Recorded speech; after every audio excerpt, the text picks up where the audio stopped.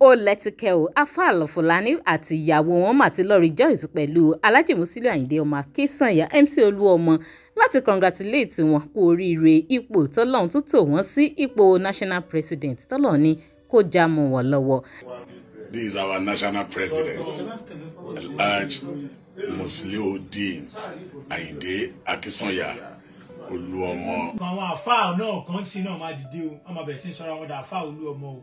Tá a dẹ̀ mọ́ gbogbo ìbàjẹ́ tó ń ṣe lẹ́yìn a sì ń gbẹ̀yìn náà bọ̀ wá kò ì tí ì. Ó lẹ́tìkẹ́ gidi tààrà o àwọn àwo gan làfà tí Àbọ̀lọ́rẹ̀ Lẹ́gẹ́sì ń rìn fà sí báyìí ó lágbára gidi tààrà ni. Mo kí èèyàn mi ẹ káàbọ̀ sórí ìkànnì DigiNaija television bẹ́ẹ̀ bá ti fọ́lọ̀ wa lórí Facebook ẹ máa fọ́lọ̀ DigiNaija online tv lórí Facebook ẹ máa like ẹ máa share fídíò kó máa lọ káàkiri. Ẹ jẹ́ àdìjọ wo fọ́nrán Alfa Al-Fulani yìí ká gbọ́ àwọn nǹkan tán tó sọ nípa Olúọmọ nígbà tí wọ́n lọ visit wọn lọ́fíìsì wọn ní Àbújá. Kẹ̀dẹ̀ máa bá mi fò opinion tí yín sí comment. Alhamdulillahi Rabbil Alamin. This is our national president, Alhaji Musiliu Ayinde Akínsànyà Olúọmọ OO1. Ṣètìlí báyìí. Alhamdulillahi Rabbil Alamin. Ọba elect olóríire àdúgbò fọlọ́ Alhaji Lukman nínú àwọn náà gbé gift náà wá. Àwọn náà gbé wá fún president wa Alhaji MC Olúọmọ ẹni wálé o. Dárúkọ mọ́ mi. Alhaji àbúrò wa ọmọ wa náà ni. Màmá Ayinde ìyàwó tèmi.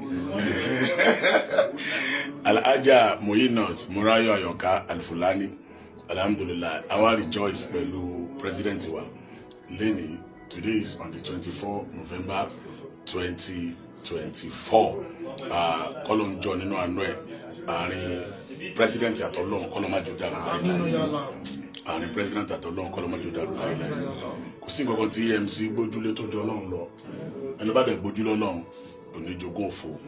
MC ò jogún òfo àdúpẹ́ òfo náà ò ní jẹ́ ti àgbà. Ipò tẹ́wádé yìí gbogbo àwọn ọmọ náà àlùbáríkà ó tún máa pọ̀ sí jù báyìí lọ. Ọlá ó tún máa pọ̀ sí jù báyìí lọ. Àánú Ọlọ́run á tún máa pọ̀ sí jù báyìí lọ. Ẹ wá ní ṣubú o, ẹni ṣubú o, ẹni ṣubú o, ẹni ṣubú o. Gbogbo ẹ̀dákẹ́dá tí ó bá já sí wípé inú rẹ̀ bá ń dùn sípò tọ́lọ̀ ní kẹwàá yìí kọ́lọ̀ jí kínú tí wọ́n náà máa dùn.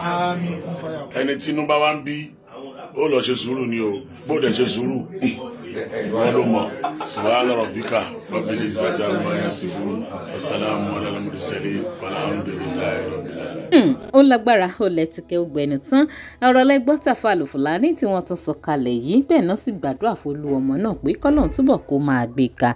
Ṣùgbọ́n ṣá ẹ̀yin èèyàn bẹ́ẹ̀ bá gbàgbé wípé Àbọ̀lọ́rẹ̀ Lẹ́gẹ́sì tó jẹ́ kan nínú àwọn loyalist Olúọmọ ó sọ nínú fọ́nrán kan tó ṣe ní kò pẹ́ yìí tí mo ti mú wá fẹ̀yìn èèyàn wá lórí ìkànnì tó ti ní àwọn àfáà kan ń bọ̀ wọ́n sì ń jáde bọ̀ láti wá máa present ara wọn gẹ́gẹ́ bí àfáà MC Olúọmọ tó sì ṣe pé àwọn ìwà àbàjẹ́ tán wò lábẹ́ aṣọ kò dáa rárá.